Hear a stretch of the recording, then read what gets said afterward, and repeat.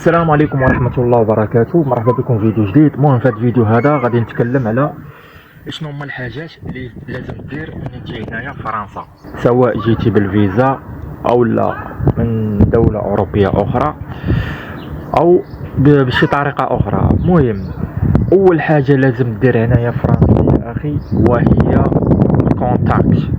يعني اي حاجة درتيها هنا في فرنسا كيطلبوا لك الاسم كامل وادغيس والرقم الهاتف. يعني ضروري خصك يكون عندك رقم الهاتف. دونك باش يكون عندك كونتاكت غادي تمشي لهاد المكازا، راه غادي نوريكم التصويره كيف ما كتبان هكا، راه كاينين في كاع باري و دو فرونس، يعني اغلبيه اللي خدامين فيهم الهنود بنغلاديش اكسيتيرا. المهم غتاخد لا بليس ديال لايكا موبيل، راها في الاول كانت غراتوي مي دابا راه تقريبا ولات 3 اورو. اوكي، المهم هادي اول حاجه خاصك دير. ثاني حاجه خاصك دير وهو تعلم اللغه الفرنسيه. هذه لازم لك ديرها، واخا انت عندك مع اللغه الفرنسيه واخا انت كتهضر بها بيان، لازم تدخل مدرسه هنايا. علاش؟ باش تاخذ هذاك بروفا، يعني كتسالي فورماسيون يعطيوك واحد اتيستاسيون. راه فورماسيون فيها 3 شهور ولا مع 6 شهور عادي.